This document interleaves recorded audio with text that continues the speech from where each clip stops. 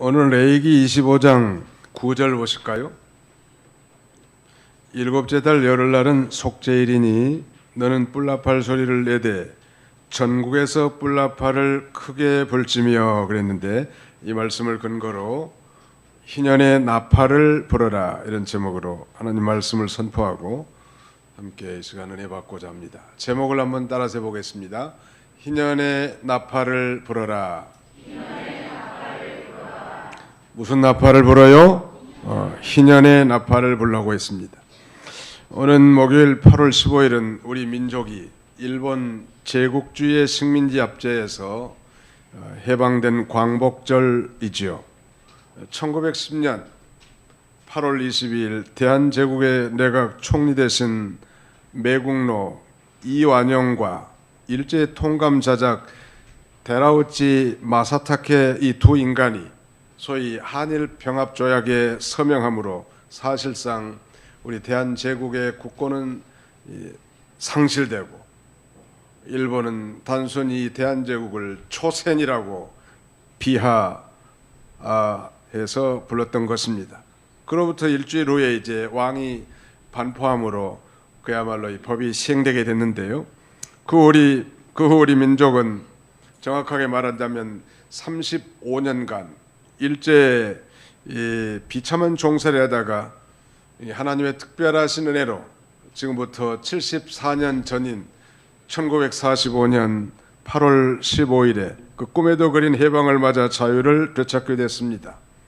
우리는 그 일제시대에 다 역사 공부를 통해서 들은 바 있겠지만, 식민지 기간 동안 우리의 모든 자원과 식량이 다 약탈당하고 문화 말살 정책과 함께 창씨 계명이 강요당하고 또 우리의 언어를 사용할 수 없게 됐습니다. 우리의 젊은 청년들은 징용이나 징병으로 끌려가게 됐죠. 또 우리의 젊은 처녀들은 위안부, 소위 일본군의 성노예로 비참한 생활을 강요당한 것입니다. 그러나 하나님의 은혜로 이제 해방된 지 74년의 세월이 흘렀습니다. 아마 여기 앉아 계신 대부분의 사람들은 아마 이 해방의 감격을 직접적으로 체험하지 못한 분들이지만, 그러나 이 연세 드신 분들은 8.15가 되면 그 감격이 남다를 줄 압니다. 빼앗겼던 자유와 재산을 돌려받고, 그리고 이 조국의 품에서 한 주권 국가 안에서 참된 안식을 누릴 수 있었기 때문일 것입니다. 최근 일본은 한국 대법원의 징용 배상 판결의 보복에서 우리나라의 주력 상품인 이 반도체 핵심 소재 3가지를 수출 규제함과 동시에 그들이 분류해 놓은 이 화이트 국가, 즉 백색 국가라는 수출 그 우대 국가에서 한국을 제외시키기로 결정함으로써 해방 이후에 한일 관계가 최악의 그 순간을 맞이하고 있는 게 현실입니다. 그러나 우리가 기뻐할 것은 바로 우리가 식민지 국가가 아니라는 것, 그리고 우리는 적어도 해방된 이 조국에서 우리의 영토 안에서 농사를 지을 수 있고 우리의 영토 안에서 자유를 누릴 수 있을 뿐만 아니라 이 나라에서 우리가 안식을 누릴 수 있는 주권국가의 한 이 국민이 됐다는 사실일 것입니다. 오늘 이 성경에는 희년이라고 하는 특별한 이 절기가 등장합니다. 희년의 희자는 복희자, 즉 복된 해다, 그런 뜻이고, 성경에는 은혜로운 해라고 이렇게 기술되어 있습니다. 이스라엘 백성들은 매 7년마다 안식년을 지키게 되어 있는데, 하나님께서는 언약 백성들로 하여금 가나안 땅에 들어가거들랑 안식년을 지키고 희년을 지키라고 그렇게 율법에 명시하셨습니다. 그러니까 안식년이라면 6년은 일하고 제7년 때는 땅도 모든 사람도 다 쉬게 하라는 거예요. 파종도 하지 말고 거두지 않은 곡식을 추수하지도 말고 관리하지 않은 포도나무 열매도 따지 말고, 그러니까 6년 동안은 부지런히 일을 하지만 제 7년에는 쉬라는 거.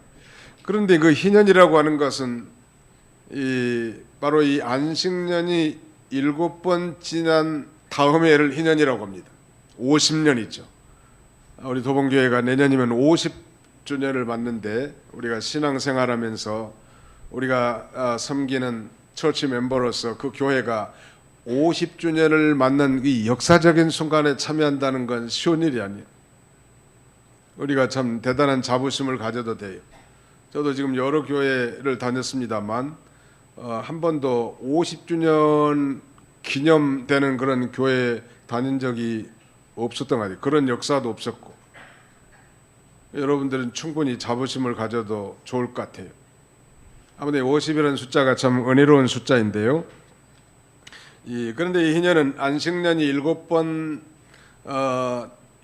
지난, 그러니까 77은 49, 49년째 되는 7월 10일 대속죄일에 이제 이 나팔을 불면서 시작되는데, 그 희년은 그 다음에 50년째 7월, 그러니까 9일까지가 되겠죠. 정확하게 1년 동안을 지키는데, 중요한 것은 이 안식년도 쉬고 희년도 안식하라고 성경은 우리에게 가르쳐 줍니다.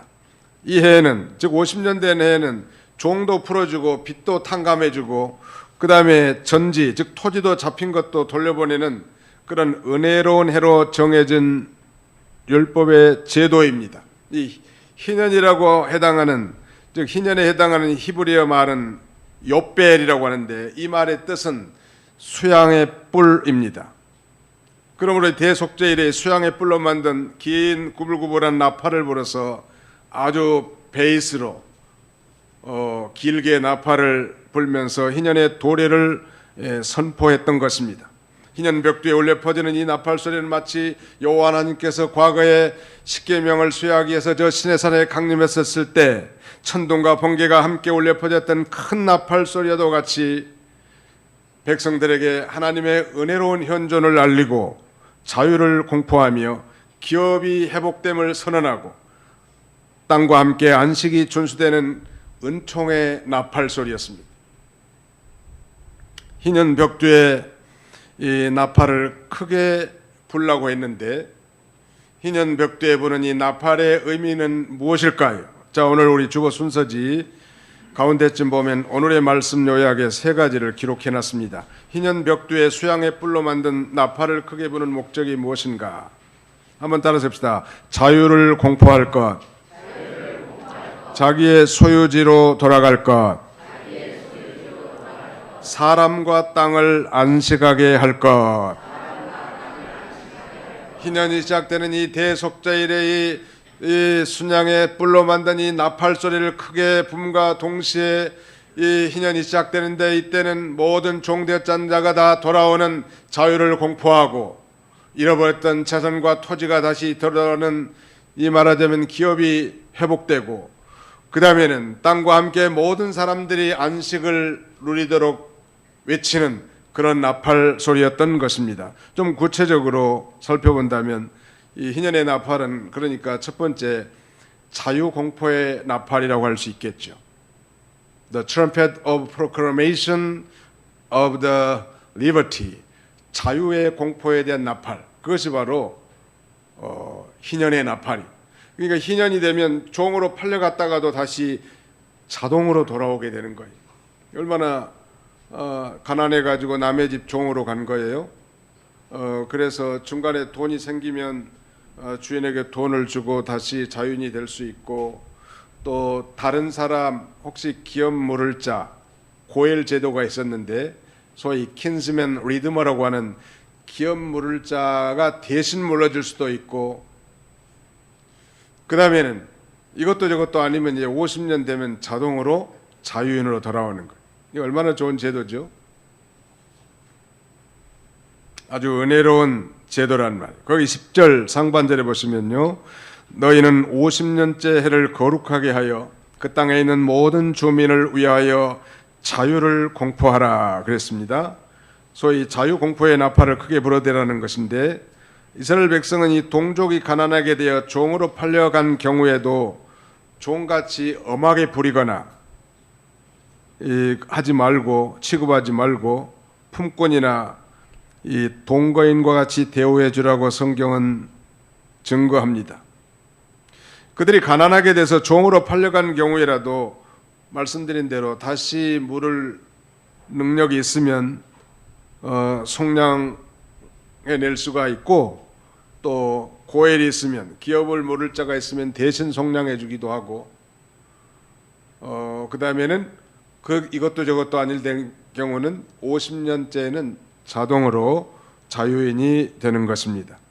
얼마나 이 하나님의 이 법이 은혜로운지, 인권이 보호되고 영구히 종이 될 수 없다는 거, 이스라엘 백성들.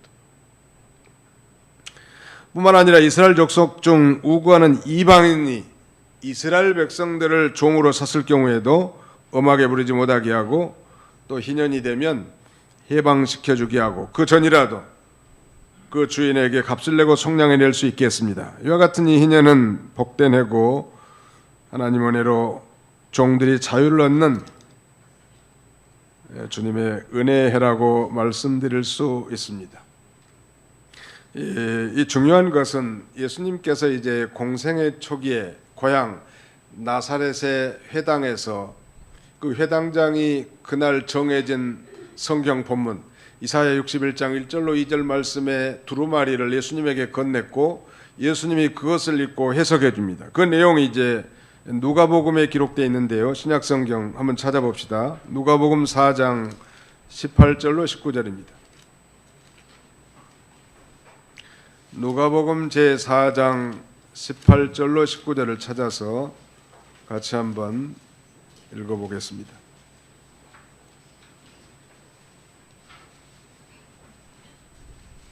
16절부터 19절까지 한번 읽어보실까요? 시작. 예수께서 그 자라나신 곳 나사렛에 이르사 안식일에 늘 하시던 대로 회당에 들어가사 성경을 읽으려고 서심해 선지자 이사야의 글을 들이거늘 책을 펴서 이렇게 기록된 데를 찾으시니 곧 주의 성령이 내게 임하셨으니 이는 가난한 자에게 복음을 전하게 하시려고 내게 기름을 부으시고 나를 보내사 포로된 자에게 자유를, 눈먼 자에게 다시 보게 함을 전파하며 눌린 자를 자유롭게 하고 주의 은혜의 해를 전파하게 하려 하심이라 하였더라. 주의 성령이 내게 임하셨으니 그랬는데, 바로 주님의 성령이 예수님에게 임했고, 이것은 가난한 자에게 복음을 전하게 하시려고 예수님에게 기름을 부으시고 예수님을 보내사 포로된 자에게 자유를, 눈먼 자에게 다시 보게 함을 전파하고, 또 눌린 자를 자유롭게 하고 주님의 은혜의 해를 전파하게 하시려고 예수님께 바로 성령을 기름 붓듯 부으셨다는 것. 다시 말씀드리면 바로 이 희년의 내용이 예수님 자신에게 성취되었음을 말씀하는 거예요. 그래서 그 쭉 밑에 내려가 보면 21절 하반절은 이 글이 오늘 너희 귀에 응하였느니라. 그러나 이 고향 사람들은 예수님의 이 은혜로운 설교에 대해서 아주 듣고 기이하게 여겼습니다. 아, 이거야말로 정말 권세 있는 새 방언이로다. 바리새인과 서기관들의 설교와 같지 않고 예수님의 설교는 그야말로 권세 있는 새 방언이라고 이렇게 신기하게 여겼지만 예수님을 구주로 영접하지 않은 거예요. 도리어 그 예수님을 고향 땅에서 배척해 버립니다. 사랑하는 성도 여러분, 이 희년 제도는 그 속에 내포된 영적 의미와 아울러 또한 이 바람직한 사회 경제 질서의 원형을 보여주는 것입니다. 아직까지 어느 현대 복지국가에서도 볼 수 없는 그야말로 이상적인 사회 복지 제도라고 할 수 있을 것입니다. 이러한 법과 제도를 통해서 우리는 하나님께서 자기 백성, 즉 언약 백성인 이스라엘 백성들을 향한 그 섬세한 배려심과 그 사랑이 얼마나 주도 면밀하신지를 우리가 엿볼 수 있는 거예요. 우리 하나님은 오늘 이 시대와 같이 부익부 빈익빈 현상이 극심해지고 날이 갈수록 부자는 더 부자가 되고 가난한 자는 자기 집도 마련할 수 없는 이런 현상들이 더 심화되고 있는 게 현실이잖아요. 근데 하나님께서는 이 희년 제도를 통해서 모든 하나님의 백성들이 이 빈피박에 살지 않고 공평하게 살도록 이런 은혜로운 제도를 세우는 것입니다. 그러나 성경에는 구약시대 이러한 이스라엘 백성들이 가나안 땅에 들어가서 안식년이나 희년을 잘 지켰다는 그런 기록이 없습니다. 그렇지만 이 은혜로운 복은 이제 예수 그리스도께서 오셔서 신령한 이스라엘 백성인 오늘 저와 여러분들을 죄와 사망과 마귀에서 해방시켜서 참된 자유를 주실 것을 예표하고 있는 것이죠. 그러므로 이 신약시대가 바로 희년이요, 신약시대가 곧 은혜의 시대고 구원 얻을 만한 때인 것입니다. 누구든지 이 시대에 예수를 자신의 구주로 영접하고 예수님을 자신의 주님으로 입술로 시인하고 마음으로 믿으면 놀라운 그 죄에서 해방되고 그 죄의 결과로 말미암은 사망에서 해방되어 그야말로 참된 자유를 누리며 살아갈 수 있게 해놓은 거란 말. 바로 희년 제도는 이런 은혜로운 영적 의미가 깊이 포함되어 있는 것입니다. 예수님께서 그렇게 말씀하셨죠. 무릇 죄를 범하는 자마다 죄의 종이니라. 오늘 저와 여러분들은 태어날 때부터 이 에덴 동산에서 살았던 아담과 하와와 같이 똑같은 죄를 범하지 않았다 할지라도 죄인으로 출생했고 죄값으로 말미암아 저 영원한 이 사망에 처할 비참한 인생들이었습니다. 그런데 바로 하나님께서 이 희년에 약속된 예수 그리스도를 이 땅에 보내주심으로 누구든지 그 예수 그리스도를 믿는 자는 죄에서 해방되고 죄의 결과로 말미암은 영원한 사망에서 해방되어 이 자유인으로, 진정한 자유인으로 살아갈 수 있도록 해놓으셨단 말. 그러므로 이제 우리가 이 죄를 범하는 자마다 죄의 종이라고 했으니까 이제는 죄 짓지 않아야 돼. 자, 옆에 사람 한번 쳐다봅시다. 한번 쳐다보세요. 죄 짓지 맙시다. 시작. 죄 짓지 맙시다. 죄를 얼마나 많이 져 우리가. 참 내가 하나님이라면 다 쓸어버렸을 것 같은데. 그런데 하나님은 오래 참으시고 또 회개하기를 기다리시고 또 소원을 두시고 또 긍휼을 베풀어 주시고, 그래서 우리가 그 하나님의 사랑을 잊지 못하는 것 같아요. 우리의 행동이나 말이나 태도를 보면 구역질 날 텐데 말이죠. 오래오래 참으시고 회개하기를 바라고 회개한 다음에는 좀 성숙하고 온전한 그리스도인이 되기를 바라시는 하나님의 오래 참으심 때문에 오늘 저와 여러분들이 여기까지 머무른 줄로 믿습니다. 이게 하나님의 긍휼이요, 하나님의 사랑이고 끝까지 하나님은 소망을 잃지 않으십니다. 그 다음에 한 가지는 이제 자기의 소유지로 돌아갑니다. 그러니까 희년이 되면 이제 예를 들어서 내가 가난해 가지고 토지를 팔았어요. 토지는 다른 말로 기업이거든요. 이스라엘 백성들이 가나안 땅에 들어가서 분배받은 땅이란 말이에요. 가나안에서 토지를 팔았으면은 이제 그 성경은 이 토지는 하나님의 것이라고 했거든요. 그래서 이제 중간에 돈을 좀 벌어서 여유가 되면 다시 그 토지를 물을 수 있고, 그다음에 자기가 못 물으면 또 자기의 친척이나 근족이 그 토지를 기업을 물을 수 있어요. 그것도 저것도 안 되면 나중에 이제 50년이 되면 자동으로 다 자기 것으로 돌아오게 돼 있는 제도죠. 영원히 가난하지 않게 만들어 놓은 거예요. 가령 예를 들어서 우리 룻기에서 배웠습니다만 이 베들레헴의 유력한 보아스는 나오미에게서 말하자면 그 기업을 물러주고 말하자면 엘리멜렉의 이 기업 물을 자로 자기가 자원하지 않습니까? 대표적인 기업 물을 자라고 할 수 있습니다. 이걸 이스라엘의 고엘 제도라고 합니다. 자기의 소유주로 돌아가는 것은 바로 기업이 회복된다는 것. 그래서 이제 희년 벽두에 부르니 이 말하자면 양각불로 부르니 나팔 소리는 이제 모든 기업이 다시 회복될 것을 선언하는 그런 은혜로운 나팔인 것입니다. 하나님의 기업, 결론부터 말씀드리면 오늘 저와 여러분은 예수 그리스도를 믿음으로 말미암아 하나님의 자녀가 되었지요. 자녀라면 아버지의 재산, 아버지의 기업을 이어받을 자격이 있는 것처럼 오늘 우리는 양자이긴 하지만 예수 그리스도를 믿음으로 하나님의 자녀가 됐기 때문에 예수 그리스도와 함께 하나님 아버지의 기업, 천국 기업을 공동으로 상속받을 상속자가 된 거예요. 자, 한번 짭시다. 우리는 그리스도 안에서 천국 기업의 상속자입니다. 옆에 사람은 또 쳐다봐요. 당신은 상속자입니다. 시작. 당신은 상속자입니다. 그렇게 말해도 좀 부끄러운 이유는 상속자로서 자격이 좀 미달이에요. 법적으로는 자격자지만 실제로 이제 좀 만들어져 나가야 되지 않겠어요? 하나님의 사람답게 말도 하고 하나님의 사람답게 행동도 하고 오래 예수를 믿었는데 여전히 다람쥐 쳇바퀴 도는 것처럼 진보가 없고 발전이 없다면 문제가 있는 거예요. 그건 정말 우리는 예수 그리스도 안에서 천국 기업을 이어받을 예수 그리스도와 함께 공동 상속자가 됐다는 그런 영광스러운 자부심을 가지고 이제는 예수님처럼 말하고 예수님처럼 행동하고 그래야 될 텐데 그렇지 못한 우리들의 모습을 볼 때 너무 참 한심스럽고 부끄럽고 죄송하다는. 한번 따라서 합시다. 하나님 아버지.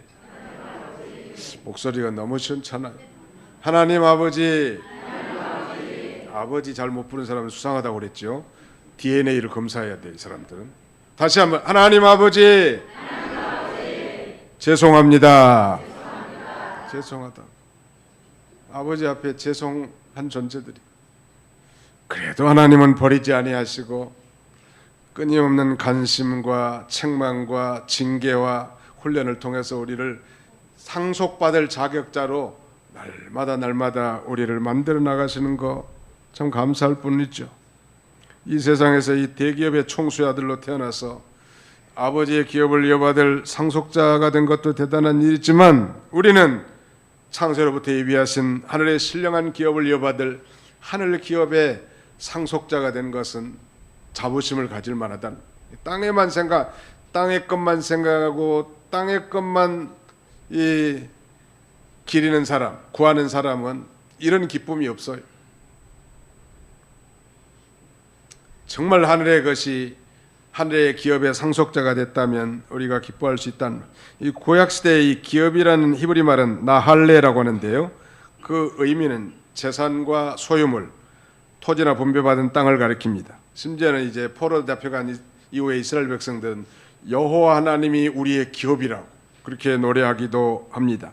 그러나 신약 시대의 성도의 기업이라니 클레로노미아라고 하는 이 말은 주로 영적이면서 신학적인 개념으로 사용됩니다. 아브라함의 자손들은 믿음으로 말미암아 하나님의 기업을 상속받았는데 성령님께서는 오늘 예수 믿은 구원받은 하나님의 성도들 안에 있는 그 영광의 기업의 보증이 되시는 거예요. 우리 안에 내주에 계시면서 반드시 보증인이 성령님이에요. 우리는 하나님 아버지의 기업, 천국 기업을 이어받을 사람이에요. 잘났든 못났든 뭐 성숙하든 미천하든. 그러나 그 성령 하나님이 보증해 주니까 확실하잖아요. 그 기업은 바로 하나님의 자녀와 상속자로서 누리는 영생과 하나님 나라에 참여하는 것이라고 할 수 있습니다. 이스라엘 백성들 우리가 이 희년 제도를 이야기해서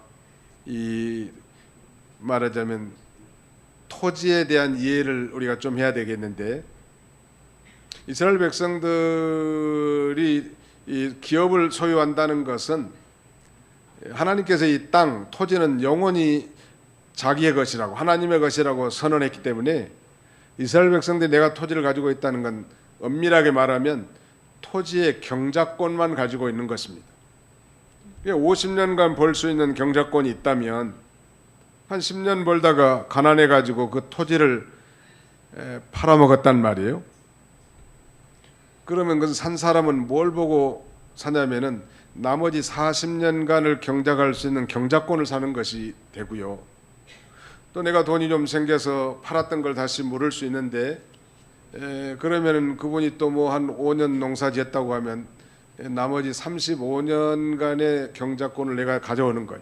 내가 가져오지 못하면 친척이나 가장 가까운 건족, 보아스 같은 사람이 물려받은 것처럼, 이것도 저것도 아니면 50년 되면 내가 팔았던 토지가 자동으로 내 것으로 돌아오는 것.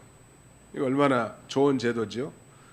그런 면에서 이제 하나님이 토지의 주인, 땅의 주인 하나님이라는 게 성경의 가르침입니다. 오늘날도 이 사회주의, 공산주의에서는 이 땅이 국가의 것이라고 기속을 시키고, 요새는 개방하면서 소위 땅을 임대해 주는데 보통은 그 기간을 한 50년 정도 텀을 주고 임대해 주는. 가령 뭐 개성공단도 우리가 북측과 50년 계약을 하고 공단을 세우고 하는 거예요. 그다음에 북한의 저 나선 지역이나 황금평 이 개발 지역도 뭐 중국이나 다른 제3국에 50년간 임대해 주는 거예요. 다시 그러면 이제 북한 땅으로 돌아오는 50년 다음에 자동으로. 이와 같이 성경 이 50이라는 숫자가 어디에서 근거했을지는 잘 모르겠지만, 목사인 저는 아전인수격인 해석으로 아마 성경에서 도용하지 않았는가, 아마 그런 생각을 해보게 됐습니다. 아무튼 이 희년은 매었던 종들이 다시 돌아오고 팔아먹었던 자기 토지가 다시 자기 원주인에게 돌아오는 거예요. 이거 얼마나 은혜로운 제도 아닙니까? 감사할 일이죠.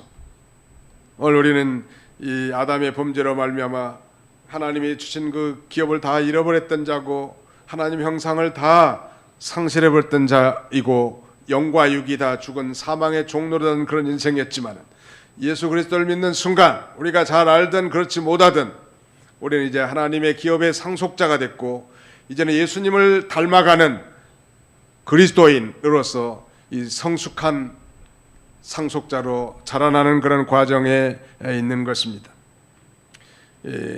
우리가 하나님의 상속자라고 우리 입술로 고백을 했습니다만, 사실은 상속자가 아무리 법적인 상속자랄지라도 부모가 그 상속해 줬는데 그걸 관리 못하고 부자 3대 못 간다는 말이 있는데 다 팔아먹고 망해먹는다면 그 상속자 자격이 없는 거죠. 그래서 하나님께서는 이 땅에 우리가 살면서 여러 가지 시련, 질병과 고난과 역경과 많은 환난을 통해서 하늘기업, 천국기업의 상속자로서 훈련을 시키고 만들어 나가는 것. 누구든지 완벽하게 만들어졌다고 말할 교만한 인간은 없죠. 그런 면에서 이 땅은, 이 세상은 우리 그리스도인들에게 있어서는 이 놀이터가 아니라, 플레잉 그라운드가 아니라 이 정말로 상속자로서 훈련받는 훈련터, 트레인 그라운드라고 말할 수 있겠습니다. 이 세상은 놀이터가 아니고 훈련터예요. 여러 가지 사람들과 부대끼면서 만들어지고 일들과 사건들을 통해서 하나님을 의지하게 되고 여러 가지 하나님의 축복과 또 어려운 일을 통해서 하나님 앞에 감사하면서 점점 건설되어져 나가는, 미국의 사우스캐롤라이나에 가면 빌 그레함 목사님의 집이 있고 기념 도서관이 있다고 하는데, 얘기만 듣고 저도 한번 가보려고 했는데, 워싱턴에서 자동차 타고 가면 거기까지 적어도 한 7시간, 8시간 걸릴 거예요. 타는 시간만. 더 걸릴지도 몰라. 근데 거기 못 가보고 와서 좀 미안한데, 아무튼 거기에 그런 빌 그레함 목사님 사모님 묘지가 있는데 그 묘지 앞에 그렇게 쓰여 있다고 그래. We are under construction. 우리는 지금 건설 중에 있습니다. 아무도 뭐 성자가 됐다든지 아무도 더 성자가 됐다든지 한 사람은 아무도 없는 거예요. 그저 시행착오하면서 만들어져 나가는 과정에 있는 것. 그러니까 우리가 모든 사람을 용서할 수 있고, 우리가 모든 사람을 다 품을 수 있고, 모든 사람을 관용할 수 있는 건 바로 그거예요. 누가 누구를 정죄하고 누가 누구를 판단하고 누가 누구를 비방할 권리는 아무것도 없는 거예요. 믿으시기 바랍니다. 왜? 우리 모두는 다 건설 중에 있는 사람이란, 완벽한 사람이 없다는 거예요. 아무도. 하나님만이 오직 진정한 판단자고 재판장이 될 것입니다. 자, 마지막 하나는 사람과 땅을 안식하게 할 것. 이 희년의 말이죠. 그런 면에 있어서 안식 준수의 나팔이라고 할 수 있겠습니다. 희년의 안식년에도 쉬고 희년에도 쉬란 말. 희년은 안식의 해이죠. 일체의 노동을 금지시키고 이스라엘 전역의 사람뿐만 아니라 농토, 토지도 쉬게 만들라는 거예요. 그 11절 하반절에 그렇게 쓰여 있죠. 11절 하반절에 보시면 그 50년째 해는 너희의 희년이니 너희는 파종하지 말며 스스로 난 것을 거두지 말며 가꾸지 아니한 포도를 거두지 말라. 쉬라는 거에 말하죠. 하나님께서 안식년에도 농사짓지 말고 희년에도 농사하지 말라는, 그저 하나님을 믿고 그 말씀을 준행하고 살면 하나님께서 풍성하게 살게 해주신다. 여러분 한번 생각해 보십시오. 6년간 일을 하고 7년째 쉬라는 거예요. 지금 성경의 율법의 제도는 6년 일하고 1년 쉬라는 거예요. 우리식으로 요새로 말하면 6일 일하고 하루는 쉬라는. 질문하겠습니다. 6일 일하고 똑같이 사는 조건이라면 6일 일하고 쉬는 게 좋겠습니까? 7일 일하고 안 쉬는 게 좋겠습니까?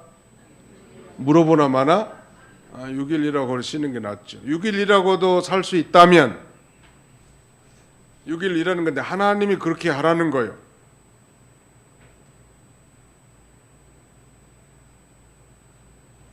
하나님이 그렇게 하라고 하는 것은 하나님의 말씀에는 그 보장, 약속이 보장되어 있는 거예요.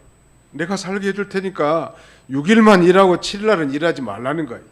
신약시대로 말하면 주일날은 쉬고 예배드리고 나머지 엿새 동안만 부지런히 일해도 내가 살게 해주겠다는. 또 6년 일하고 제 7년째는 쉬라는. 야, 이거 하루는 감당하겠지만 세상에 1년 쉬고 어떻게 사는가, 이렇게 생각이 됐죠. 사람들의 생각은. 그런데 더 황당한 것은 지금 희년이에요. 안식년이 7번 지난 그 다음에가 50년째라고 했는데요. 그러니까 49년째도 쉬어야 되고 50년째도 쉬어야 되는 거예요.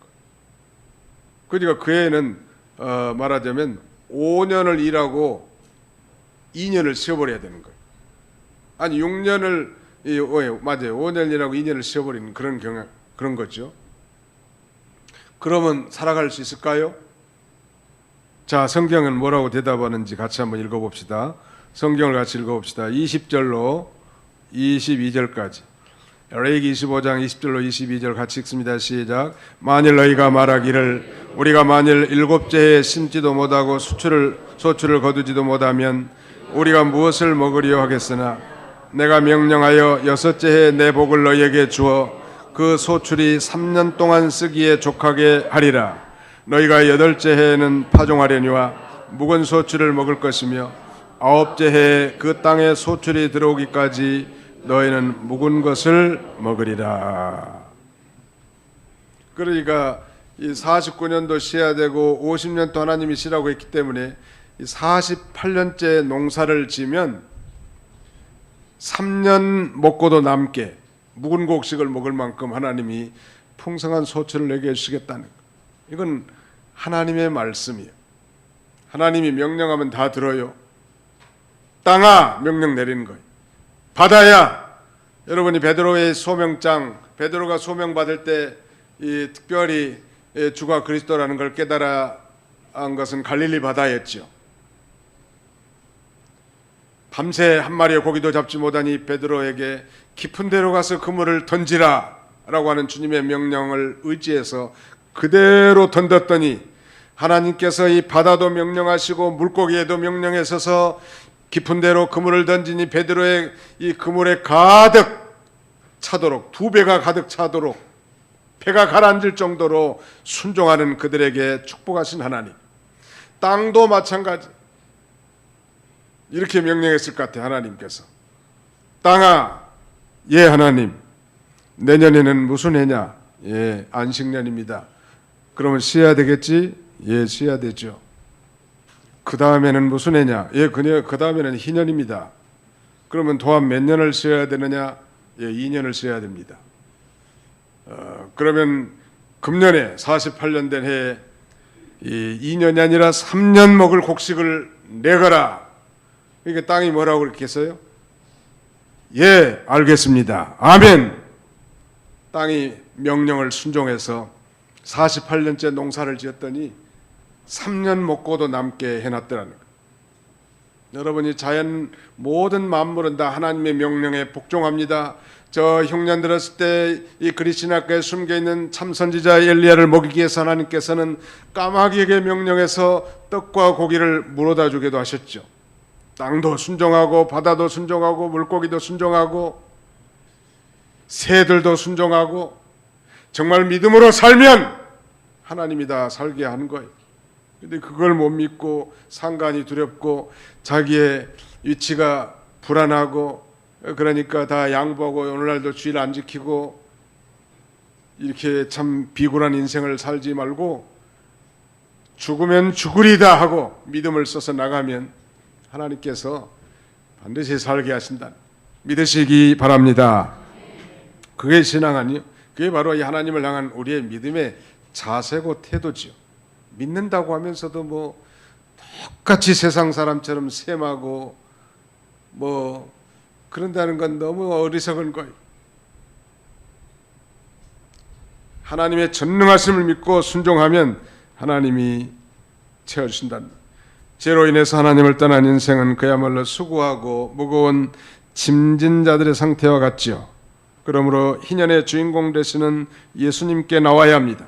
그러므로 이 예수님의 그 은혜로운 초청에 부응해서 예수 그리스도를 자신의 구주로 믿고 또 믿는 자라도 예수님의 품속으로 들어올 때 참된 영적 안식을 누릴 수 있는 거예요. 바로 희년 제도는 예수님 안에서 성취됐습니다. 중요한 거 한 가지 착안할 것은 희년이 언제부터 시작됐냐고 서론에 제가 말씀드렸는데 바로 이 대속죄일, The Great Atonement Day. 이스라엘 백성들은 매년 7월 10일을 대속죄일로 정하고 백성의 대표 대제사장이 1년에 1차씩 이 제물을 가지고 하나님 앞에 지성소에 들어가 제사를 드리고 피를 7번 뿌립니다. 그리고 그 짐승의 나머지를 또 피를 갖다가 제단에다 7번 뿌림으로 민족적인 속죄의 제사를 드리게 되는데 중요한 것은 이 희년이 속죄일부터 시작된다는 것. 이건 뭘 의미할까요? 진정한 속죄 없이는 참된 자유도 참된 안식도 없다는 것을 우리에게 반증해 주는 거예요. 속죄 없이 자유 없고 속죄 없이 안식이 없다. 이건 오늘 우리 그리스도 현대 그리스도인들이 단순한 교회에 나가는 종교인이 아니라 예수 그리스도의 저 십자가에 달린 보혈로 말미암아 모든 죄를 용서받는 속죄 신앙이 없다면 여전히 우리도 세상 사람들과 같은 통속적인 삶을 추구할 수밖에 없는 것입니다. 그러나 그 예수 그리스도를 진정으로 믿고 속죄의 신앙을 믿음으로 말미암아 정말 죄에서 자유함을 얻고 그리고 예수 그리스도 안에서 참된 영적 안식을 우리에게 누릴 뿐만 아니라 자녀로서 하나님의 영광스러운 기업을 있게 만드는 것입니다. 이미 신약시대 우리 그리스도인들은 법적으로 자유도 얻었고 천국 기업도 상속받을 자격자가 되었고 예수 안에 있는 안식을 맛본 자고 그런다 할지라도 우리가 여전히 죄짓고 하나님을 거스려 살면 마음에 기쁨이 없어요. 죄 지으면 마음에 기쁨이 없는 거예요. 심령이 곤고한 거예요. 교회 안에 앉아 있어도 참된 안식을 누릴 수 없게 된다는 거예요. 그러므로 저 십자가를 바라보고 진정으로 회개하고 바로 살아야 참된 자유와 안식이 우리 품 안에 넘치고 하늘 기업의 상속자로 살아갈 수 있는 것입니다. 우리 찬송가 새 찬송가의 435장에 나와 있고 그 다음에는 옛날 찬송은 492장 찬송은 나의 영원하신 기업 이런 찬송이 있죠.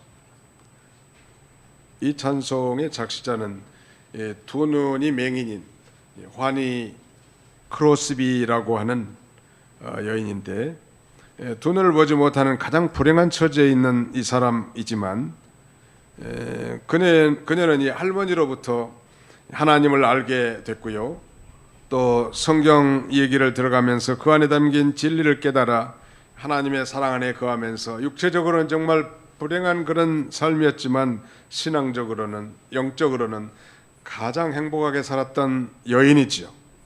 그녀는 늘 기도하면서 얻은 그 영감으로 그토록 무려 생전에 9,000편의 찬송시를 지은 훌륭한 인물이고, 나이 95세까지 향수하고 천국 기업을 얻어나가게 된 것입니다. 나의 영원하신 기업 생명보다 귀하다.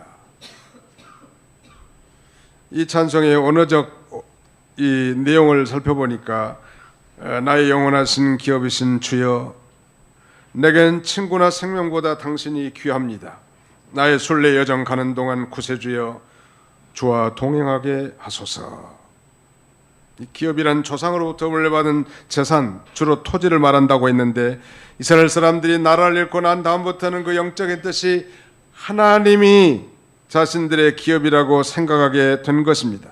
그러나 신약에서는 그리스도를 믿는 자는 바로 하나님의 자녀로서 하나님의 아들이신 예수 그리스도를 믿고 그와 함께 이제 하늘 기업의 공동 상속자가 된 그런 존귀한 자가 된 거예요. 환희 크로스비 여사는 그의 기업이신 주님께 그렇게 간구하는, 세상 것을 원하는 것이 아니라 주님과 동행하여 영원한 천국문에 들어가게 해달라고, 주님이 자기와 같이 계셔달라고 그렇게 간절히 기도하고, 나의 영원하신 기업 생명보다 귀하다고 이렇게 노래하고 있습니다. 자, 희년의 나팔을 불어라. 광복절을 며칠 앞두고 우리는 저 일본 제국주의의 압제 아래 무려 35년간을 짓밟혀서 그야말로 비참한 인생을 산 거예요. 아마 여기에 이 해방동의가 아마 74세겠는데, 그 이전에 태어나신 분들은 일제히 잔혹함을 다 맛봤고 동시에 이 광복의 영광스러움도 체험한 자일 거예요. 육신의 자유와 그 다음에는 나라의 기업의 회복과 평안을 누리는 것도 귀한 것이지만, 예수 그리스도 안에서 정말 죄와 사망으로 말미암은 그 영의 자유를 회복하고 예수 그리스도를 믿음으로 저 천국 가게 된 거, 천국 기업의 상속자가 되고, 그 다음에는 예수 그리스도 안에서 우리가 참된 안식을 누릴 수 있는 건 대단한 축복이에요. 이러니 자유와 안식, 그리고 하늘 기업의 상속자로서 자부심을 가지고 그의 모든 축복을 누리는 저와 여러분들이 다 되시기를 주님의 이름으로 축원합니다. 기도하겠습니다. 기도합시다. 살아계신 우리 아버지 하나님께서 오늘도 사랑하는 주의 백성들을 한자리에 불러 모아주시고 하나님 앞에 예배하게 하심을 진심으로 감사하옵고 감사를 드립니다. 자비로우신 아버지, 희년의 나팔은 곧 자유공포의 나팔일 뿐만 아니라 기업 회복의 나팔이고 안식 준수의 나팔이라고 했사오니, 자비로우신 하나님, 우리가 예수 그리스도 안에서 이 놀라운 축복을 얻은 걸 늘 감사하고 실제로 이제 누리는 성숙한 그리스도인들이 다 되게 해 주시옵소서. 예수님의 이름으로 기도하옵나이다. 아멘.